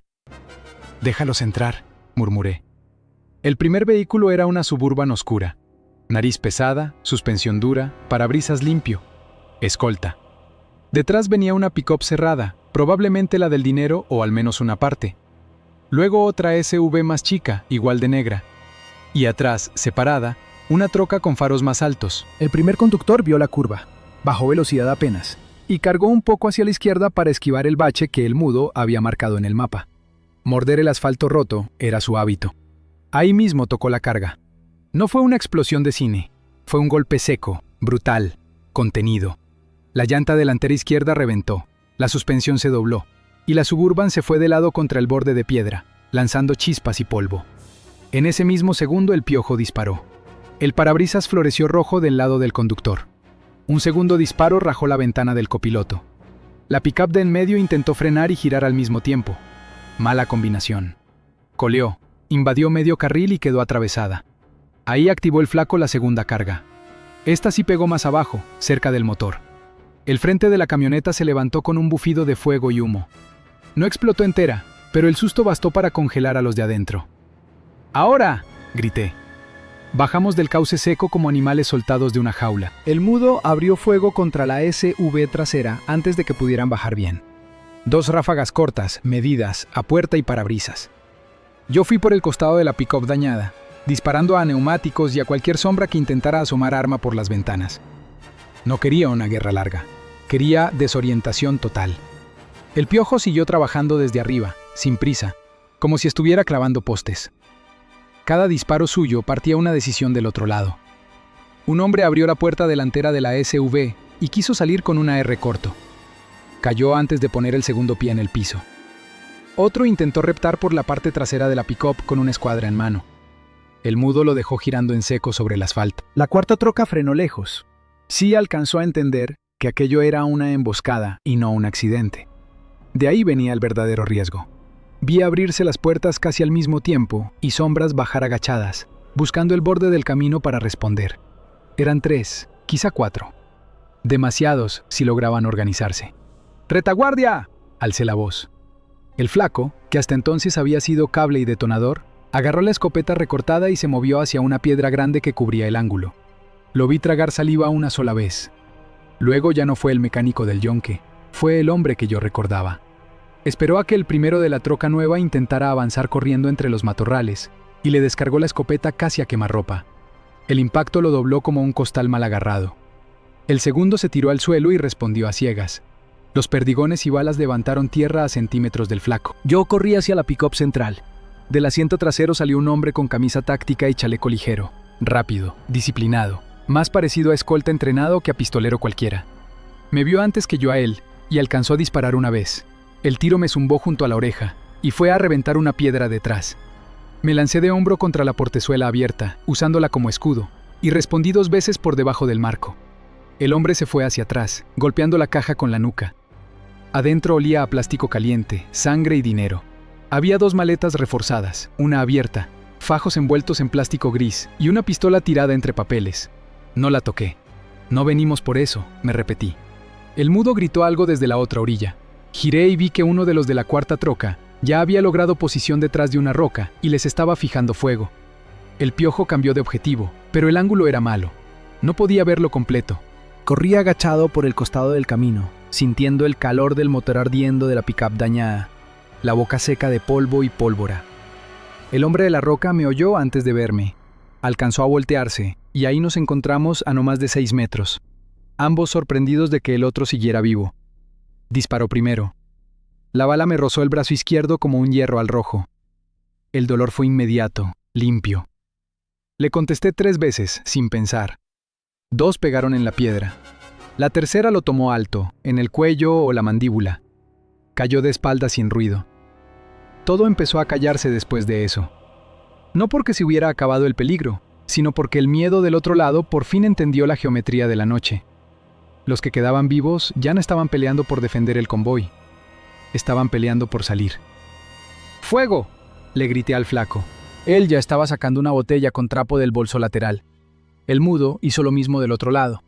Entre ambos, rociaron combustible en la pick-up central y la SUV de cola. Yo aventé la primera carga incendiaria dentro de la caja abierta. El fuego tardó medio segundo en decidirse. Luego agarró como si toda la noche hubiera estado esperando ese instante. Las llamas subieron amarillas primero, luego anaranjadas, luego de un blanco sucio en el centro. El calor golpeó de frente. Los fajos envueltos empezaron a derretir plástico, a ennegrecerse, a encogerse bajo la combustión. Eso era lo que yo quería que viera Zamora después. No un robo, no una jugada de codicia. Una quema. Una negación total de su lógica. La primera Suburban, la delantera, empezó también a arder por el cofre. El tanque no explotó enseguida, pero escupía humo espeso. La cuarta troca, la que venía atrás, ya había retrocedido a medias y estaba girando torpemente para escapar o pedir refuerzos. El Piojo le metió un tiro a la llanta trasera y la dejó coleando fuera del asfalto, levantando una nube de tierra seca. «¡Nos vamos!», ordené. Esa era la parte más difícil para hombres como nosotros. Irse a tiempo. No rematar por ego. No revisar bolsillos. No buscar héroes. Hicimos repliegue hacia el cauce seco, cubriéndonos en turnos. El flaco bajó casi corriendo, respirando como animal reventado. El mudo cerró último, sin apuro visible, como si estuviera saliendo de una jornada cualquiera. El Piojo tardó 2 segundos más en desprenderse del bordo, y esos 2 segundos valían oro. Desde allá arriba soltó un último tiro contra una sombra que se movía cerca de las llamas. Luego por fin se echó hacia atrás. Corrimos entre piedras y matas espinosas hasta donde habíamos dejado la camioneta escondida entre 2 lomitas. El motor encendió a la primera. Buena señal, o milagro, daba igual. El flaco se tiró en el asiento y agarró la radio. «Se están volviendo locos», dijo, con una sonrisa que nadie había visto en años. «Preguntan por dinero, por supervivientes, por placas, por refuerzos. Nadie entiende nada». «Que sigan sin entender», respondí. Manejé sin luces por la brecha durante casi 4 minutos antes de atreverme a sacarla a camino más seguro. Atrás, sobre el horizonte negro, empezó a levantarse una mancha naranja, luego otra, luego un resplandor sostenido. El convoy de Zamora estaba ardiendo en mitad del desierto, como una ofrenda para un dios equivocado. Nadie habló durante un rato. Solo se oía el motor, nuestra respiración y el golpeteo de algo suelto en la caja trasera. Yo sentía la sangre bajándome por el brazo hasta la muñeca, caliente, pegajosa. El Piojo la vio primero. «Te dieron». «No es profunda». «Eso dicen todos hasta que se marean». El mudo me apretó el hombro sano una vez. En él, eso era casi un discurso. No habíamos salvado a Tomás. No habíamos derrotado a Zamora. Ni siquiera sabíamos todavía cuántos de los suyos habían quedado vivos para contar la historia. Pero le habíamos metido fuego al lugar exacto donde un hombre así se siente invulnerable. El flujo del dinero, la disciplina del convoy, la certeza de que nadie se atreve. Y en hombres como él, la humillación pesa más que los muertos. Seguimos avanzando hacia la oscuridad, tragando polvo, con el cielo entero de Sonora encima. Fue entonces cuando comprendí que la guerra ya no era una amenaza futura. Ya había empezado. No tuvimos ni una hora de respiro. Apenas dejamos atrás la última brecha y cambiamos de vehículo en un corral abandonado, el radio del flaco volvió a llenarse de voces quebradas, órdenes cruzadas, y ese tono que aparece cuando la disciplina ya no alcanza para tapar el miedo. Zamora todavía no entendía del todo lo que había pasado, pero sí entendía una cosa. Alguien lo había golpeado donde más le dolía, y ese alguien no había tocado un solo billete. Eso volvía todo peor. El robo tiene explicación. La quema, no. La quema es odio, mensaje y desafío. Yo me apreté un trapo contra el brazo rosado mientras el mudo manejaba hacia el sur por caminos secundarios. La herida ardía como si me hubieran pasado una lámina caliente por la piel, pero seguía pudiendo mover la mano. No era eso lo que me tenía duro el estómago, era el tiempo. Cada minuto que Zamora pasara reorganizando hombres y contando pérdidas, era también un minuto en que podía decidir usar a Tomás como escarmiento. El flaco estaba con un audífono pegado a la oreja, girando perillas, cazando frecuencia entre estallidos de estática. «Ya cerraron 2 salidas de Caborca», murmuró. «Traen gente preguntando por camionetas, por 4 hombres, por un herido. También están buscando al chino, pero ya no como objetivo. Ahora lo quieren para colgarle el muerto si hace falta». «Que lo sigan buscando», dije. «Hay algo más». Se quedó inmóvil un segundo, escuchando mejor. Mencionaron el Rancho Grande 2 veces, y una clave que traían usando desde ayer cambió de prioridad. No sé qué signifique, pero movieron gente hacia el interior, no a la ciudad, hacia adentro. El mudo y yo cruzamos una mirada breve. Los hombres como Zamora no se replegaban a bodegas pequeñas cuando se sentían heridos. Se iban al hueso de su poder, a donde guardaban dinero, archivos, armas, familia o rehenes. Tomás, dije. Nadie respondió. No hacía falta. Regresamos a la casa de adobe poco antes del amanecer. El cielo apenas empezaba a ponerse gris sobre los cerros bajos, y el aire ya venía caliente desde temprano, como si el día tuviera prisa por volverse insoportable. Entramos sin prender luces. El Piojo revisó el perímetro con el rifle. El Flaco extendió el mapa. Yo me lavé la sangre seca del brazo con agua de garrafón y alcohol de botiquín. Dolió lo justo para mantenerme despierto. Si yo fuera Zamora, dijo el Flaco, y acabaran de quemarme un convoy, no llevaría al rehén a la ciudad. Lo muevo a donde pueda responder con hombres, terreno y tiempo. No lo escondo, lo convierto en carnada. ¿Cuántos ranchos grandes conoces de él?, pregunté. 3 seguros. Uno rumbo a Pitiquito, uno más abajo de Altar y otro perdido entre brechas viejas al poniente, donde antes había un campamento ganadero. Ese último casi no sale al radio. Precisamente por eso me gusta menos.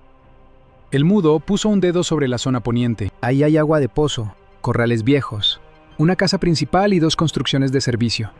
Lo vi hace años. Si alguien quiere aguantar sitio corto y tener ruta de escape al desierto, sirve. Y sirve para desaparecer gente, agregó el Piojo desde la ventana. Sí, servía para eso también. No hicimos plan largo porque ya no teníamos ese lujo. Cada hora que pasaba estrechaba el margen de Tomás. Decidí ir con lo que había. Reconocimiento corto al caer la tarde, confirmar presencia, cortar comunicaciones y entrar de noche con violencia suficiente para romper la coordinación del rancho antes de que Zamora pudiera convertir a mi hermano en escudo o en cadáver. Dormimos por turnos 2 horas mal contadas. El Flaco siguió rastreando. Alcanzó a pescar algo útil al mediodía. Una voz nerviosa reportando combustible extra, medicinas y 4 hombres nuevos enviados a la casa del patrón. No dijo ubicación, pero la frecuencia y el rebote del audio venían del poniente. Era lo mejor que íbamos a tener. Salimos a las 5 de la tarde en 2 vehículos distintos. Una pick-up vieja con jaula para parecer de rancheros y la Tacoma gris, ya más sucia que sospechosa. Nos vestimos como gente de brecha. Gorras, camisas claras, paliacates, nada táctico a primera vista. Las armas largas iban tapadas con costales y herramienta. En ese territorio, la apariencia abre más puertas que las balas. El camino se volvió cada vez peor. Primero carretera secundaria, luego terracería ancha, luego huellas abiertas entre matorral y piedra. A ambos lados el desierto se extendía inmenso, casi hermoso si uno olvidaba lo fácil que era morir ahí, de sed, de calor o de un tiro sin testigos. Conforme bajó el sol, el paisaje cambió de color. Los saguaros se alargaron, las sombras crecieron como dedos negros, y el aire empezó a oler a polvo tibio y gobernadora. A unos 4 kilómetros del punto donde el mudo creía que estaba el rancho, dejamos los vehículos escondidos entre una loma y un grupo de mezquites secos. Seguimos a pie. El mudo iba adelante, leyendo huellas casi invisibles. Llanta reciente, colilla aplastada, una lata pateada hacia un lado, estiércol viejo mezclado con rastro fresco de pick-up. El Piojo cerraba atrás, volteando cada tanto como si esperara que el mismo desierto se levantara a perseguirnos. Yo iba en medio con el Flaco, que cargaba una mochila de radios, alambre, cinta y 2 pequeños juguetes improvisados que podían callar un transformador o abrir un portón, según donde se los pegara. Vimos el rancho desde una elevación baja, cuando ya casi no quedaba luz. El mudo había acertado. Casa principal de 2 pisos, ancha, de bloque repellado y techo de teja falsa. 2 construcciones laterales más bajas, probablemente cuartos para peones o bodegas. Corrales abandonados al frente. Un tanque elevado. Un generador en una caseta de lámina. Y alrededor, kilómetros de nada. El tipo de lugar construido no para vivir cómodo, sino para mandar, lejos de la ciudad. También vimos movimiento. 2 hombres en la entrada principal. Uno en la azotea con binoculares. Una pick-up estacionada junto al costado norte. Y otra más atrás, cerca de la caseta del generador. A simple vista, mínimo 8 hombres. Probablemente más adentro. Demasiados para entrar como fantasmas. Suficientes para caerles con ruido. Si Tomás está aquí, va a estar en la casa grande, susurré. O en una bodega amarrado como chivo, dijo el Piojo. No, murmuró el Mudo. Si Zamora quiere usarlo, lo tiene donde lo controle de cerca. Eso también significaba algo peor. Zamora podía estar ahí él mismo. Esperamos a que cerrara la noche completa. Sin luna. Mejor para nosotros. Peor para cualquiera que se desoriente al correr. Repartimos posiciones. El Piojo se quedó en altura con líneas sobre la azotea y la puerta principal. El Flaco y el Mudo bajarían por el lado de la caseta del generador para cortar luz y sembrar confusión.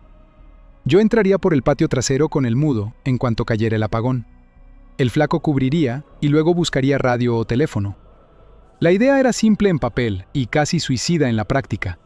Romper ojos, romper mando, encontrar a Tomás antes de que Zamora entendiera si lo estaban asaltando, traicionando o ejecutando. Si se complica, dijo el Flaco sin mirarme, no nos quedamos a morir bonitos. Si se complica, sacamos a Tomás y luego discutimos estética. El Piojo sonrió en la oscuridad. Eso sí te lo firmo. Nos movimos. Bajar hasta el perímetro tomó más de lo que parecía. En la noche del desierto, las distancias engañan. Cada piedra puede ser más grande, cada depresión más honda, y cada ruido más fuerte de lo que uno esperaba. Llegamos al punto justo cuando el hombre de la azotea encendía un cigarro. Mala costumbre. Peor momento. El Piojo susurró por el radio de mano. Tengo al de arriba. Espera. Vi al Flaco arrastrarse hasta la caseta del generador y pegar el primer artefacto junto al tablero. El Mudo se acomodó detrás de una pila de llantas secas, listo para correr. Yo sentía el pulso no acelerado, sino concentrado. Eso era peor. Significaba que mi cabeza ya había cruzado esa puerta antes que mi cuerpo. Ahora, el primer disparo del Piojo sonó seco, limpio. El de la azotea ni siquiera alcanzó a tirar el cigarro. Cayó de lado, desapareciendo detrás del pretil. Un segundo después, el Flaco activó la carga. No fue una gran explosión, apenas un golpe de luz y metal, pero bastó. Todo el rancho se fue a negro de golpe. El zumbido del generador murió, y por un segundo solo quedaron grillos, viento, y la confusión humana que tarda en aceptar que la oscuridad es real. Entonces empezó el griterío. ¡Atrás!, gritó alguien dentro. ¡La luz, la chingada luz! ¡A la azotea! ¡A la azotea! Corrimos. El Mudo llegó primero a la puerta trasera de la casa y le metió la escopeta a la cerradura. El disparo reventó metal y madera. Entramos sobre una cocina amplia que olía a carne, grasa y aire frío detenido. Adentro se oían pasos, muebles golpeados, un radio chillando sin orden. Un hombre apareció en el arco del comedor con una lámpara en la mano y pistola en la otra. Me vio apenas el tiempo suficiente para comprender su error. Le disparé 2 veces al pecho y cayó de espaldas contra una mesa que se vino abajo con platos y vidrio. ¡Arriba!, rugió una voz desde otro cuarto. No reconocí todavía a Zamora, pero reconocí el tipo de mando. Seco, breve, habituado a ser obedecido. Subimos la escalera principal mientras el Piojo seguía cobrando afuera a cualquiera que intentara organizarse en el patio. El Flaco entró detrás de nosotros, soltando ráfagas cortas hacia el pasillo lateral. El aire dentro de la casa se volvió una mezcla de pólvora, yeso roto y ese olor agrio del miedo cuando por fin se sale de los cuerpos. En el descanso de la escalera, apareció un tipo grande con chaleco y fusil corto. El Mudo lo tomó antes que yo. 2 disparos al abdomen que lo sentaron contra la pared dejando un rastro oscuro. Pasamos encima de él. En el segundo piso había 3 puertas cerradas y una abierta al fondo con luz de lámpara. Desde ahí llegó la voz otra vez. ¡Julián!, gritó Zamora, y ahora sí lo supe. Si das un paso más, tu hermano se muere. Todo se detuvo un segundo. El Flaco me alcanzó el hombro. Puede estar mintiendo. Puede, pero hombres como Zamora no gritaban nombres al azar. Si lo estaba usando, Tomás estaba ahí. Me acerqué a la puerta abierta sin regalar silueta. La pared estaba decorada con cuadros de cacería y un espejo largo roto por alguna vibración del apagón. Desde dentro llegaba respiración agitada, un quejido. Y luego la voz de Tomás, rota, real. ¡Julián, no! No era teatro, o si lo era, era bueno. Demasiado bueno para arriesgarlo sin ver. Hice una seña. El Mudo se cargó hacia la izquierda del marco. El Flaco se fue abajo, cubriendo escalera. Afuera sonaron 2 tiros más del piojo, y luego un motor tratando de encender. Corto, malo. ¡Sal de ahí, Zamora!, grité. ¿Para qué? ¿Para que me mates y tu hermano se vaya conmigo? Todavía estás pensando como soldado, Julián. Yo no. Yo pienso como dueño. Y lo que es mío se rompe antes de que otro lo use. Necesitaba verlo. Necesitaba una línea. La voz venía de una oficina o recámara grande al fondo. Imaginé a Tomás de rodillas o atado, Zamora detrás, pistola cerca de la cabeza. Quizá otro hombre cubriendo ángulo muerto. El peor tipo de cuarto para entrar de frente. Fue entonces cuando el mudo me tocó apenas el codo y señaló arriba. Un ducto viejo de aire corría sobre el pasillo y entraba justo por la habitación del fondo cerca del techo. No muy grande, no para un hombre, pero sí para algo pequeño. Entendí. Saqué de la pechera una de las granadas de aturdimiento caseras que el flaco había armado, con carcasa de tubo, pólvora controlada y metralla mínima. No mataba, cegaba, ensordecía y confundía lo suficiente. El mudo se subió a una silla volcada del pasillo, jaló con fuerza la rejilla floja del ducto y me abrió el hueco. «Tomás», grité. «¡Al suelo! ¡Al suelo, cabrón!». No sé si me oyó o si simplemente el miedo lo obedeció por reflejo. Metí la mano, dejé correr la granada por el ducto y tiré cuerpo al piso. El estallido adentro fue brutal en espacio cerrado. Luz blanca, golpe de presión, gritos. Entramos antes de que el eco terminara. La habitación era un despacho amplio con escritorio, librero, sillones y un ventanal negro hacia el desierto. Tomás estaba junto al escritorio, amarrado a una silla, tirado de costado en el piso, sangre seca en la cara y una mano levantada sobre la cabeza por puro instinto. Zamora estaba de pie detrás, tambaleándose, pistola en mano, ciego a medias por el fogonazo. Había otro hombre junto al ventanal, también desorientado, tratando de apuntar hacia todas partes a la vez. Le disparé al del ventanal primero. Cayó sobre el vidrio y lo hizo crujir. Zamora sí alcanzó a levantar el arma. Disparó una vez. La bala se fue arriba, arrancando yeso del techo. El mudo lo golpeó desde el costado antes de que alineara la segunda. No con bala, con el cuerpo entero. Los dos cayeron sobre el escritorio, rompiendo lámpara, papeles, botella y madera. Yo llegué encima. Zamora era más fuerte de lo que parecía. O quizá el miedo lo puso así. Me golpeó la mandíbula con el cañón de la pistola. Sentí el sabor a sangre de inmediato. Le agarré la muñeca con las 2 manos y la torcí hacia afuera. Disparó otra vez. El tiro entró al piso. El mudo trató de rematarlo, pero Zamora le metió una patada en la rodilla y lo apartó lo justo para recuperar medio cuerpo. Nos quedamos él y yo forcejeando por el arma entre papeles, vidrio y respiración rota. Todo esto por un deudor. Me escupió, con los ojos ardiendo de rabia y destello. Todo esto por creerte dueño. Le quebré 2 dedos contra el metal del escritorio. Soltó la pistola con un grito por fin humano, sin elegancia ni mando. La aparté de una patada y le hundí el antebrazo en el cuello. Todavía quiso sacar un cuchillo pequeño de la bota. Siempre traía otra salida. Le pesqué la mano antes de que lo abriera y se la estampé contra el canto del mueble. 1 vez. 2. Hasta que aflojó. Pude haberlo matado ahí. Fácil. Directo. Pero el cuerpo a veces quiere otra cosa cuando ha cargado demasiada rabia. Lo arrastré hasta el ventanal roto y le estampé la cara contra el marco. El vidrio le abrió la ceja. Afuera, detrás de él, el desierto estaba negro e inmenso. «Mira bien», le dije apretándole la nuca. «Ya no manda nadie aquí».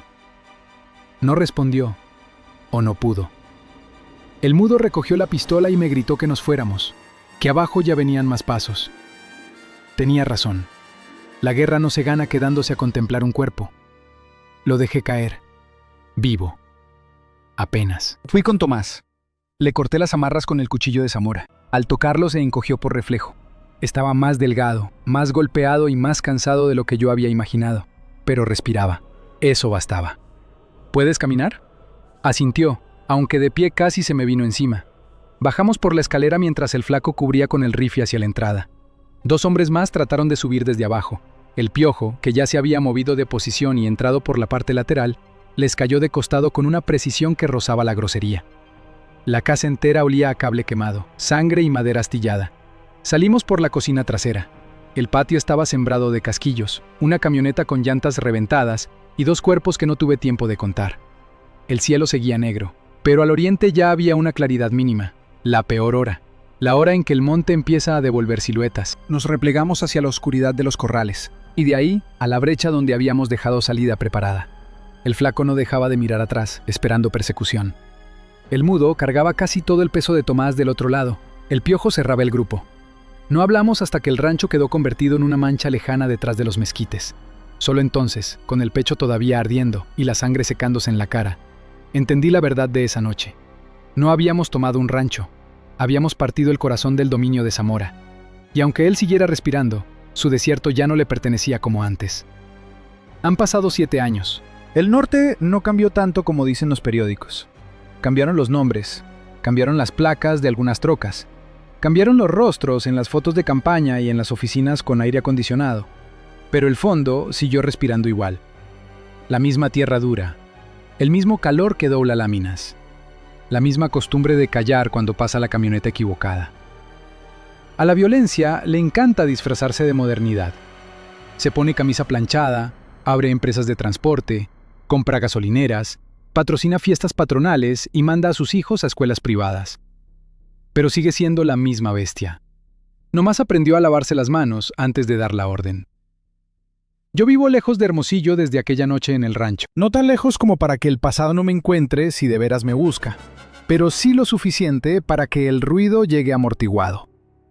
Estamos en la Sierra Baja, donde el desierto se rompe un poco y deja entrar monte, piedra más oscura y algunas sombras honestas. No diré el nombre del lugar, porque los nombres sirven para encontrar, y hay cosas que uno protege mejor dejándolas sin mapa. Aquí el verano sigue siendo brutal. En mayo la tierra ya cruje, en junio el viento sopla como puerta de horno, y en julio el cielo se queda blanco desde temprano, aplastando todo lo que respira. Tomás vive conmigo. Cuando lo saqué del rancho de Zamora, pesaba menos de lo que yo recordaba, y más de lo que yo esperaba cargar aquella noche. Traía la cara abierta, las costillas moradas, 2 dedos fracturados, y esa mirada que dejan los cuartos donde a uno lo convencen de que su vida ya no le pertenece. Le tomó tiempo volver, mucho. El cuerpo sana primero, lo demás no. Lo demás se queda atorado en sonidos, en luces, en silencios. Hubo meses en que se despertaba vomitando, otros en que no dormía del todo y se sentaba afuera hasta el amanecer, nomás para comprobar que nadie venía por la brecha. Yo no le decía nada. A veces acompañar a alguien consiste solo en no pedirle que mejore más rápido. Vivimos de trabajo real, de ese que te rompe la espalda, pero te deja dormir un poco mejor cuando cae la noche. Cuidamos un terreno ajeno, reparamos cercas, limpiamos acequias viejas, hacemos carbón por temporadas, vendemos leña, a veces bajamos a ayudar con ganado, y a veces, cuando hay suerte, alguien nos paga por arreglar motores o soldar lámina. No es mucho, nunca sobra, pero nadie nos cobra piso por respirar. Nadie nos manda mensajes para recordarnos una deuda que crece sola como espina. En esta vida pobre, al menos el cansancio tiene dueño. Claro, Tomás ya no es el mismo que abrió aquella puerta en Hermosillo con 13 cerrojos y ojos de animal cercado. Está más callado, más huesudo en la cara, más duro en las manos. La cicatriz del pómulo izquierdo se le ve cuando se afeita mal. En la mano derecha le quedó un dedo medio torcido, que a veces le duele cuando cambia el clima. Nunca habla de Zamora si no hace falta. Tampoco habla mucho de la deuda, ni del cargamento, ni de la estupidez exacta que cometió. Supongo que ya no la necesita narrar para saberla. Hay culpas que envejecen contigo. No gritan. Nomás se sientan a tu lado cuando cae la tarde. A veces me pregunta si hice bien en no matar a Zamora aquella noche. Siempre tarda en hacerlo, como si la duda le diera vergüenza. Se queda mirando el fuego o afilando alguna herramienta y suelta la frase sin verme. ¿Tú crees que debiste terminarlo? Nunca le respondo rápido, no por misterio, porque de verdad no lo sé. Lo dejamos vivo pero no entero. Entre la caída del rancho, el convoy quemado y los hombres que perdió aquella semana, Zamora se volvió vulnerable por primera vez en muchos años. Los suyos empezaron a robarle. Algunos mandos se fueron con otros patrones. Un comandante, al que él había engordado en silencio, terminó entregando media estructura a otro grupo para salvarse. Hubo notas en periódicos sobre cateos, decomisos y disputas por territorios que antes parecían cerrados. Después vinieron meses de ajustes, venganzas y entierros sin cruz. Lo de siempre cuando cae un hombre que se creía indispensable. No desaparece el negocio, se reparte. Supe por boca del flaco que Zamora sobrevivió lo bastante para ver cómo se le iba vaciando la casa desde dentro. También supe que perdió un ojo, que ya no volvió a caminar igual, y que una mañana lo encontraron muerto en una clínica particular rumbo a Nogales, oficialmente por un paro, extraoficialmente por una traición que nadie quiso reclamar. Así terminan muchos dueños del desierto, no bajo la ley, bajo la contabilidad de su propia especie. El flaco sigue vivo. De vez en cuando aparece por aquí en una pickup distinta, siempre igual de flaco, igual de desconfiado, con la radio todavía pegada a la oreja, aunque no la traiga puesta. Nunca se quedó en un solo lugar más de 6 meses. Dice que ya se desacostumbró a dormir 2 noches seguidas bajo el mismo techo. Trae refacciones, noticias viejas, pilas, café barato y a veces un periódico arrugado donde salen nombres que él cree que me interesa reconocer. Casi nunca me interesan. O tal vez sí, pero aprendí a no darles ese gusto. El mudo es el que mejor entendió cómo seguir. Se fue más al sur, donde se cruza desierto con serranía, y todavía se puede leer el suelo mejor que los hombres. Trabaja para ranchos grandes, rastreando ganado robado o gente perdida. Parece ironía, pero no lo es. Hay quienes nacieron para buscar huellas, y nunca desaprenden del todo. Nos visita poco. Cuando viene, se sienta, toma café, revisa el horizonte y duerme en una silla como si el cuerpo nunca se hubiera ido de campaña. Habla incluso menos que antes, pero cuando mira a Tomás, ya no lo hace como a una carga rescatada. Lo mira como a alguien que cruzó y no se quebró del todo. Eso, en hombres como nosotros, es casi cariño. El Piojo fue el que menos duró cerca. Después del rancho, dijo que el silencio le empezaba a sonar demasiado fuerte, y se largó a Baja, donde podía perderse entre jornaleros, barcos y vicios, sin que nadie le preguntara de más. Una vez mandó razón con un trailero, que seguía tirando bien, que había dejado la bebida 2 meses, y que luego volvió a ella porque la sobriedad lo hacía recordar demasiado. No sé si sigue vivo. Quiero pensar que sí. Los hombres como él se sostienen por puro rencor más años de lo que uno calcula. A veces en verano, cuando el calor está tan duro que hasta las piedras parecen jadear, me siento solo bajo una techumbre de lámina junto al depósito de agua y miro la sierra ponerse roja del otro lado.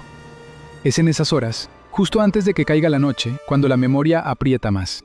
Vuelven el rancho, el convoy ardiendo, el golpe seco del generador al morir, la cara de Zamora contra el vidrio roto, la voz de Tomás suplicando que no entrara, la sensación del desierto completo observándolo todo sin involucrarse. La guerra tiene eso. No termina cuando se acaban los tiros. Se muda adentro, aprende tus horarios. Espera los momentos de calma para recordarte que una vez te sentiste demasiado vivo. No me arrepiento de haber ido por mi hermano, eso lo tengo claro. Si no hubiera regresado de donde estaba, si hubiera dejado que el mensaje de advertencia me asustara o me diera una excusa para mirar hacia otro lado, Tomás estaría enterrado en una fosa seca, o peor, vivo todavía pero convertido en herramienta de alguien como Zamora. La sangre que corrimos fue demasiada, sí. La línea que crucé fue real, sí. Pero hay temporadas en la vida en que uno no escoge entre el bien y el mal. Escoge entre 2 formas distintas de perder el alma. Y luego vive con la que eligió. Tomás trabaja más de lo que debería, como si siguiera pagando algo invisible. Cuando acabamos la jornada se sienta afuera de la casa con una jarra de agua y mira el camino. Ya no esperando enemigos, más bien asegurándose de que de verdad hay días en que no viene nadie. Hace un año me dijo algo que no le había oído nunca. Pensé que lo que me iba a matar era la droga, la deuda o esa gente, dijo. Pero no. Lo que más cerca me tuvo de morirme fue creer que yo no valía el riesgo de que alguien viniera por mí. No supe qué responder. Le pasé la botella y nos quedamos oyendo grillos. Hay frases que no se contestan, se acompañan. La casa donde vivimos es humilde, caliente y a veces ingrata. El techo truena en pleno julio.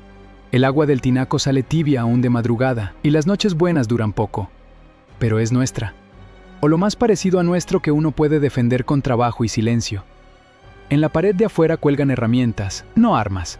Aunque sería mentira decir que no guardo algunas todavía. Las guardo. Limpias, aceitadas. No por nostalgia, por costumbre. El que ha conocido ciertos hombres sabe que el peligro se tarda, pero no siempre se pierde. La gente del pueblo nos conoce lo justo. Saben que venimos del norte, que trabajamos, que cobramos parejo y que no nos gustan las borracheras ajenas. No preguntan mucho, porque tampoco nosotros preguntamos. Ese equilibrio, en lugares pequeños, vale más que una amistad falsa. Los niños a veces saludan a Tomás cuando pasa en la troca cargada de leña.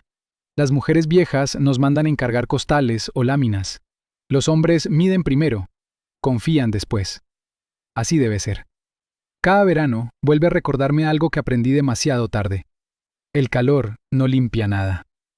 Solo hace que todo huela más fuerte.